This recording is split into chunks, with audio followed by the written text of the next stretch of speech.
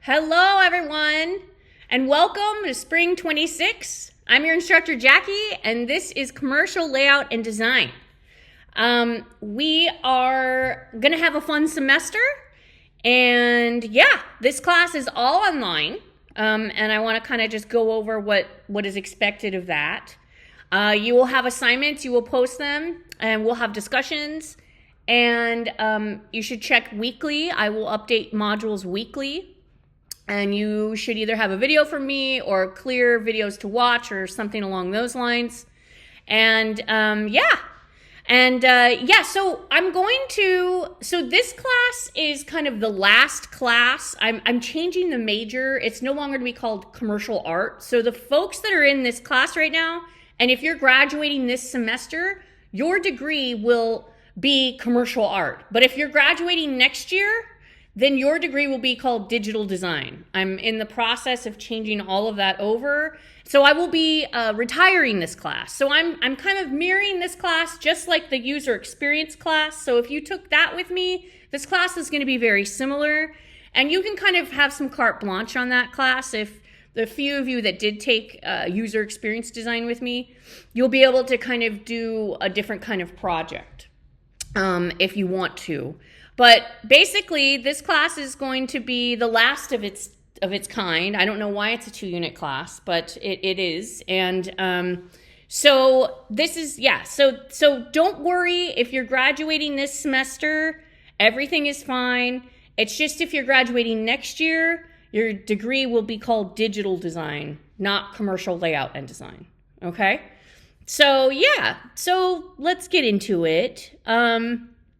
I am available to you. I am teaching. I'm there full-time at Porterville College, and we have a digital art lab. So if there's some reason your computer's not working or if something's not right, you can come in and use the lab. I'm going to have an open lab on Wednesdays from 12 to 3, which means you can come in anytime and get help from me or talk to me or, I don't know, run ideas by me or come hang out and have popcorn because we have popcorn. So it's a good environment to come and just kind of check in. So I am accessible. I am available to you. And the best way to reach me, though, is on email. I usually have a quick turnaround time on email. So basically we have the syllabus to go over today, and then I'll kind of get you started on your first assignment. So I have office hours, but again, I'm there every day, Monday through Thursday, around 10 to around 5-ish, 4 to 5. So just depending on what your schedule is, and if you want to come in, you can make an appointment with me, or you can just come on in. And usually I'm around. If I'm not teaching, I'm around and I'm available. So shoot me an email or just stop on by to FA1 or FA whatever, Fine Art Building.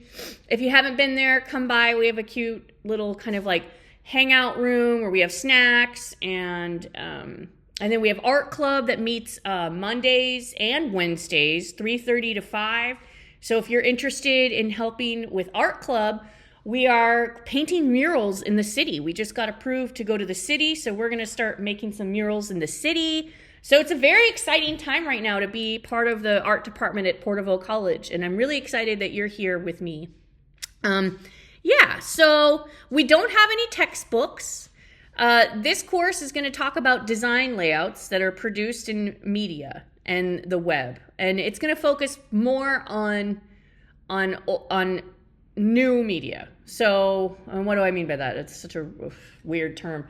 When I went to college, my degree was called new media because they didn't know what the internet was 20 plus years ago. But so we're not going to be doing as many like book covers or magazine covers. We're really going to focus on software design, web app design, things that, that work with this, because that's where the design is these days.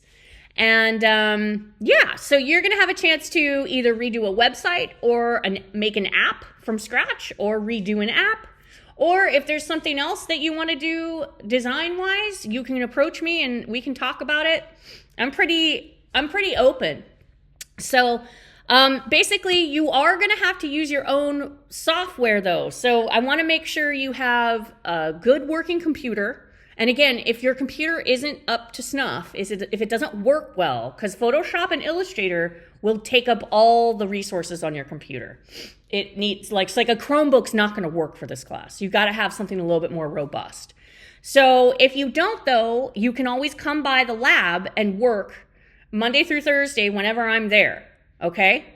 So you have a place to work if you can't do it at home. But at home, I want to make sure you have a Mac or a Microsoft computer, the Adobe Creative Suite, which I need to send that list this week. So Photoshop, Illustrator, let me know if you can't get into Photoshop and Illustrator with your ID after this week. I'll send you a message toward the end of the week to let you know that IT has submitted it to Adobe.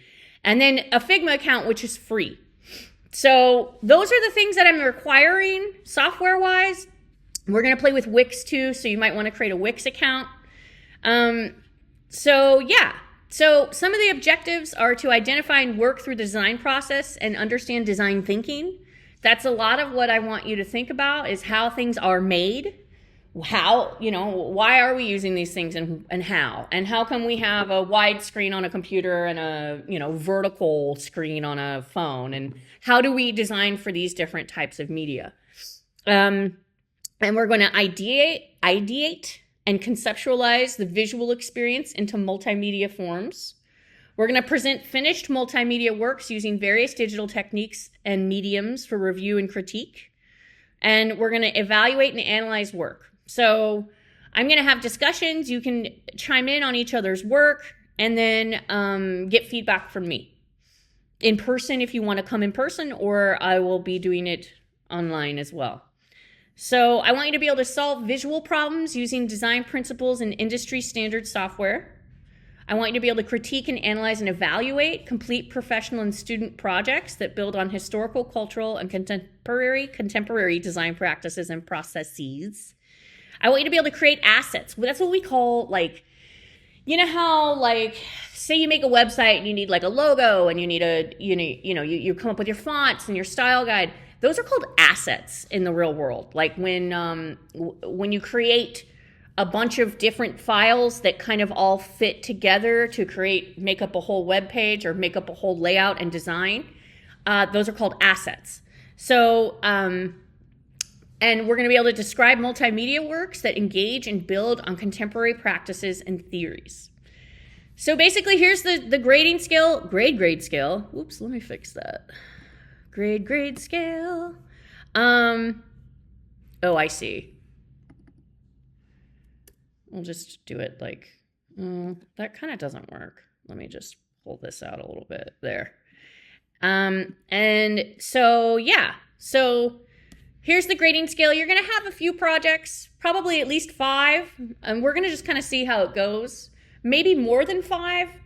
Your final is going to be your case study, which, if some of you have already taken user experience design, you'll know that that's exactly what this class is going to be. So if you've already taken user experience design, I'm kind of transitioning this class into user experience design 1. So we're going to be touching upon all of that. And late assignments, don't be late. Course expectations. I will send you a video weekly or an announcement weekly letting you know what to do. And if you have any questions, feel free to ask me or chime in. This is our academic accommodation. If you have any accommodations, please let me know. Adding and dropping a class. So if you don't want to take this class, say you want to take a different class with me. I'm teaching digital portfolio, I'm teaching animation, and they don't start till February. So if you want to drop this class, make sure you do it by February 2nd to get your money back and to not have an F on your transcript. So make sure you pay attention these next couple weeks to see if you want to be in this class. And then there's various services at school. I actually recently found out about, let's see, did I put it here in the modules? I don't think I did yet. I did find out about I don't know if you guys know this, but you have online healthcare. And it is in here under student services. So it's called Timely Care. I just actually found out you could go for free and you can talk to someone online about anything. You could talk about mental health. You could talk about, I don't know, something healthcare related. If you don't have healthcare, you can use this as a free tool that the school offers to get healthcare, virtual appointments. So anytime you need that, it's here. So make sure I will send you this link in the module. So if you need it though, I just kind of found that out. You know, I've been here almost 2 years now and I still finding new things out at the school. So yeah, so let's go over, we're just going over the syllabus here. Yeah, so, you know, we're a 2-unit class. It's not going to be like that forever, and it's 16 weeks, so expect to be working online. It's going to be mostly lab, so assignments that you turn in. And so week 1, we're going to think about how to design a website. I have a lecture for you to watch, and I'm going to have you make a mood board. And those are things that interest you. And the mood board is really just for you to kind of experience, kind of figuring out what things you like. Do you like, I don't know, 80s colors and 80s fonts? Or do you like really clean, modern, Apple type Helvetica look and feel, black and white, you know, very simple? Do you love gradients? Do you love certain fonts? Do you love Art Nouveau? That's my favorite art movement. So there's going to be a lot of discussion of different things, and I'd like for you to post your mood boards. Let's see here. Oh yeah, modules. No, I have a dog here. Yes. Yeah, so there's a bunch of course policies. I've also put a lot of things, support services and student life. Oh yeah, here's Timely Care right here. And events here for you to kind of check out under module week 1. And so we don't have any textbooks. You're just going to need a dedicated computer and use of PowerPoints. We went over the student learning outcomes. Here's how to get started in Canvas if you need to know that. I'm in FA1 if you need to get a hold of me. And I respond pretty regularly to emails if you need me. This is our AI policy. Yeah. Okay, cool. So we're kind of going through just the basics of campus support and what you need and what you don't need. I need to make sure you get into the Adobe. So check by the end of the week with me to see if you can get into Adobe. If you can't, let me know. And then here's a bunch of, tutorials on Canvas, how to deal with posts and all the fun stuff. And then grading. So, yeah. And then discussion requirements. We don't have a Zoom class. Okay. So I will make you do some discussions just so you can show each other and participate with each other in class, since it's an online class. And yeah, let's get into the first week. So this is some time management, extra credit points. That's, let's just make that an extra credit. We'll make it due next week. Okay, cool. So let's get into, we're on week 1. We just went through all of week 1, welcome getting started. And now I want to go into your assignment, your mood board, your required readings, and your lectures, how things are going to work in this class. So,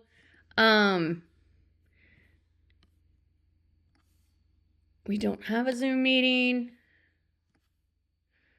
So we're going to have mini lectures. I just call them mini lectures, but they're just short lectures for you to just kind of listen to or watch. I mean, I want you to watch them, but it's always good. I like to kind of put on lectures in the background while I'm designing. So just put these lectures on. They're all good information. Here's an example of a mood board. This is Art Nouveau, my favorite. And the person who made this loves Dorothy and crystals and Art Nouveau patterns, which I love as well. So that's an example of a mood board. And you can make it in Canva. You can make it in Pinterest. I don't care how you make the mood board. You can give me a PDF, you can give me a PNG, you can give me a JPEG. And then, yeah. So here's a place for you to have questions for me. If you have any questions in a mood board, in a discussion board. And I don't know if you want to. So week 1 objectives, by the end of the week, you should be able to or understand the following. Recognize user experience and user interaction in everyday life. Understand the objectives of the course and feel confident in creating a mood board. Okay? So that's what I'm expecting this week. And it doesn't matter, again, what you make the mood board in. Here are some PDFs for some readings that I would like you to look at. Here is a PDF about mood boards. This is a great thing to have. There's a lot of different types of mood boards. This is a lecture about it. Talking about the left brain and the right brain. The left brain is the scientific, analytical, strategic thinking, and the right brain is the creative, wild side. Here are some mood boards. If you want to get down and start cutting and pasting and making a vision board, you can do that. Here's some more examples of mood boards from folks. So have some fun. Get into what you like. What kind of vibes are you? I want to see what your colors are. I want to see what your aesthetic is. Convey the overall feeling. You can use 2D, 3D textures, samples, and, think of something you like that you want to kind of expound upon. Would you hang that on your wall? Make a mood board you would want on your wall, okay? I'm just trying to learn about you. So they use it as a collection of textures, images, text, or typography related to a design theme or a reference point, right? So that's usually where we start when we start projects as designers. We start with mood boards because we kind of create the vibes of what we're thinking, right? And mood boards could be really fun like this, right? This could be, someone's into spreadsheets or not into spreadsheets. How about just vibes and textures? So mood boards don't only have to apply to the web projects. They're also used in graphic design, interior design, and fashion design. They make a lot of mood boards in fashion because they kind of create the vibes of the outfit, right? And they kind of do sketches. So you want to establish a baseline feeling in your mood board. You want to facilitate rapid visual iteration. These are words I want you to learn and start thinking about. It'll help establish design direction, and it'll show you what you heard is what they said. And that means if you're designing for a client, a lot of times if you're designing for a client, you kind of come up with a mood board based on what they want. But this is an exceptional time because I am just learning about you, right? A mood board is not a style guide. So I don't need to know all the fonts. I don't need to know all the specific colors and the Pantone colors and all the web colors and all the things. It's not a style guide, okay? So designers use style guides to convey the overall visual elements of a project after exploration and input with a client. Style guides come later, and we will make a style guide in this class, but they come way later. They're the summary of the elements that will go into the production of the overall project. So style guides can be used as a sign-off with a client acknowledging overall direction. This is pretty much what a style guide looks like. You kind of define the sample colors, the patterns, the fonts, the vibes, the illustrations, the pictures. That's a very elaborate style guide, but I like all of it. And that's pretty much what you would expect.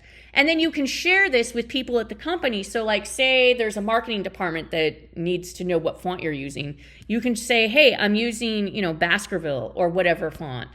And that's very helpful. So then everything looks and feels the same at a company, right? Otherwise, you have people on one side designing something, you have people on another side designing something, and not everybody's speaking the design language. So we need to have cohesion and cohesiveness across our designs. So setting up your mood board, try to create some lines of sight leading to the focal point and make sure all the images and samples are neatly glued or mounted. Or if you're going to take them from the internet, make sure they're not super pixelated. I don't want to look at pixelated art. I want you to like really think about your mood board. I want you to like really get into it. It represents the overall vibe. So you don't have a design yet unless you know of a project you want to work on for this class. Then you could start with that. But right now, I'm just curious about you. Who are you? Show me who you are through a mood board. You can start with this rule of thirds here. If you don't know the rule of thirds, that is pretty much these lines of sight, A, B, C, D. These are the points where you focus. And everything is kind of split up into threes. If you look at any picture or any design, you can easily see where the lines are for the rule of thirds. So it's a good kind of tool to think about when you're looking at imagery. Even paintings go by the rule of thirds. Everything goes by the rule of thirds. So then you can just kind of grab things from the internet and put them in, your mood. Either you use Canva or you use Photoshop or you use Pinterest or you use something that you can kind of create your focal point. It doesn't matter if it's vertical or horizontal. The mood board, the rule of thirds is the same. Okay, so I want you to think about the rule of thirds. All right, so word of today is rule of thirds. Here's another mood board. This person likes the 70s vibes and textures and colors and Star Trek. So if you're going to physically make it, I'd like it to be kind of larger than just an 8.5 by 11. So 11 by 17 if you're going to physically make it. And just take a photo and upload it. Colophon is the text in the back of a book.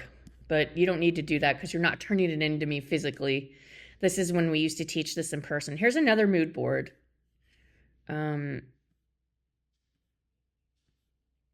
Here's another mood board. These are from companies. And this is a lot of what designers do when they design for big name companies. They kind of come up with vibes and share it with the client. So here's some other mood boards for you to take a look at. And this is all here in your class.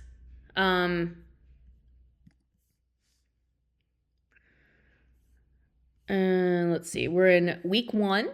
So we're just in week 1 right here. And we just went over mood boards, the mini lecture. And then I have some other lectures. So we just did mini lecture mood boards. And then I have another lecture, which is what is the internet? And I will post that as well. So anyway, that's pretty much it. I'm not going to overwhelm you too much this first week. But again, if you have any questions or concerns or you need to drop, remember by February 2nd, you need to drop this class. So make sure that you're committed or you're not, or you reach out to me and talk to me. Let's see, your mood board will be due next week. So it's worth 20 points. So it will be due the 27th. Okay? All right. Excellent. Well, I hope we're off to a good start. I hope you understand what the rule of thirds are. That's a good one to learn, to start off with. And I look forward to seeing you this semester. Okay, bye.